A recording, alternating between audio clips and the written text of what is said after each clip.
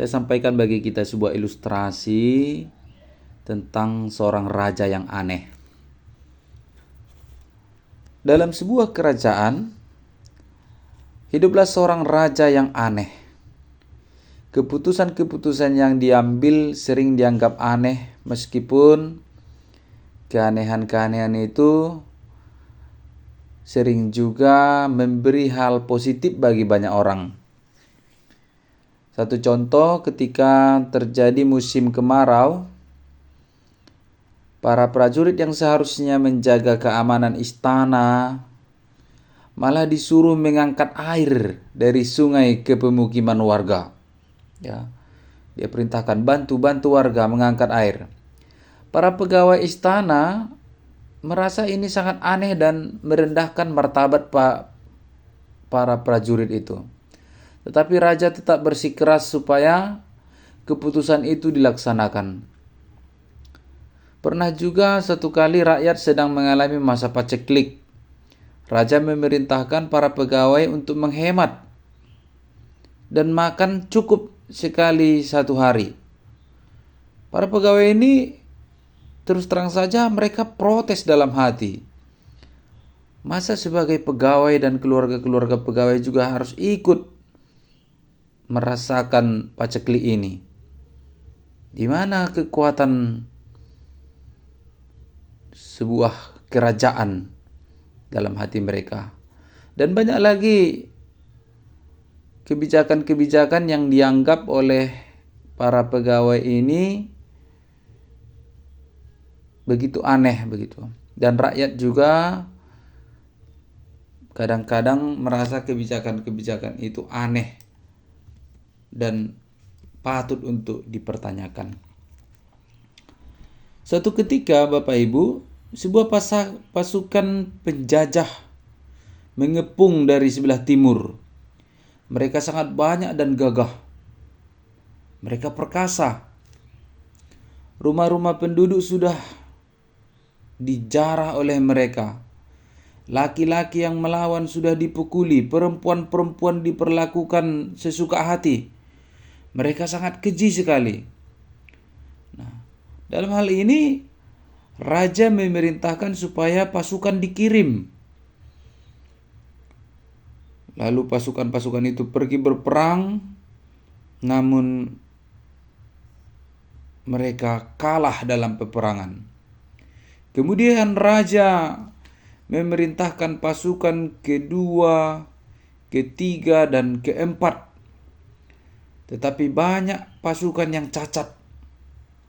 Mereka ada yang gugur di peperangan, ada juga yang dibawa pulang tapi sudah dalam keadaan cacat, terluka parah.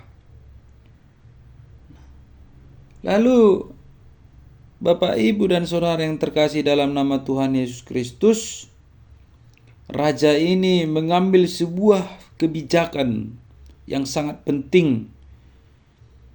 Dia memerintahkan anaknya, anak yang dikasihinya, untuk terjun langsung berperang. Nah, para pegawai juga dalam hal ini Bapak Ibu, mereka sangat merasa itu aneh sekali, ya. Mereka berkata, anak paduka raja ini nanti akan menggantikan dia sebagai raja, menggantikan paduka sebagai raja. Alangkah baiknya kalau tidak usah ikut berperang. Bagaimana kalau nanti dia kalah berperang? Bagaimana nanti kalau ia cacat? Kalau matanya buta? Kalau kakinya pincang? Kalau tangannya patah? Bagaimana kalau nanti anak ini atau anak paduka ini depresi?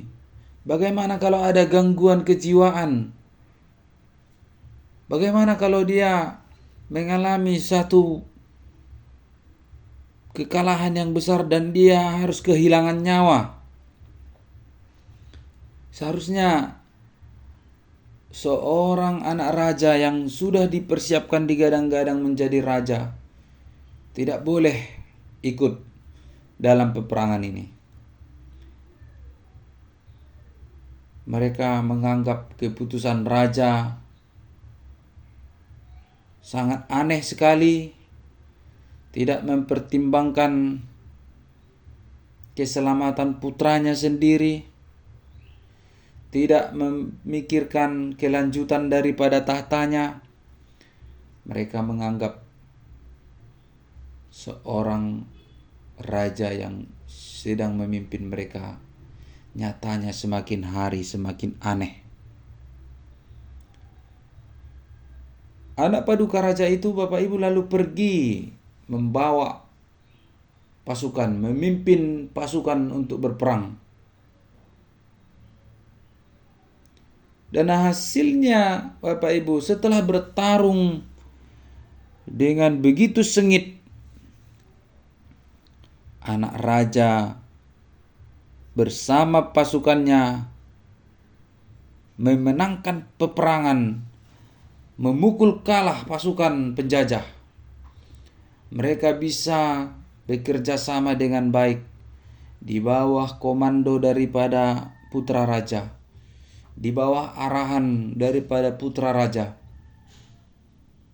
Putra raja juga langsung turun berperang, ikut berperang langsung melawan para pasukan-pasukan penjajah itu.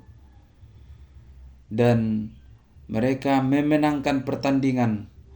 Mereka bisa memukul kalah sehingga banyak juga pasukan musuh yang cedera, bahkan gugur. Mereka mati di dalam peperangan. Sebagian mungkin kembali ke kerajaannya masing-masing. Dan daerah raja ini yang dari sebelah timur tadi, walaupun memang sudah terjadi beberapa kehancuran rumah dan juga kehilangan para penduduk, tapi bisa kembali diamankan dan rakyat kembali bisa bertugas, bekerja dengan tenang, beraktivitas dengan tenang, melaksanakan pekerjaannya sebaik-baiknya, karena putra raja sudah memenangkan pertandingan. Setelah kembali ke istana, raja yang dianggap aneh itu, dia bisa mematahkan pandangan-pandangan negatif dari orang lain. Dia membuktikan bahwa keputusan yang diambil adalah baik dan benar, tepat. Dia memastikan bahwa keputusan-keputusan yang diambil itu sudah dipertimbangkan dengan matang dan juga didoakan supaya menjadi suatu keberhasilan. Setelah kembali ke istana, raja menyambut putranya dan berkata, "Anakku yang kukasihi, aku bukan tega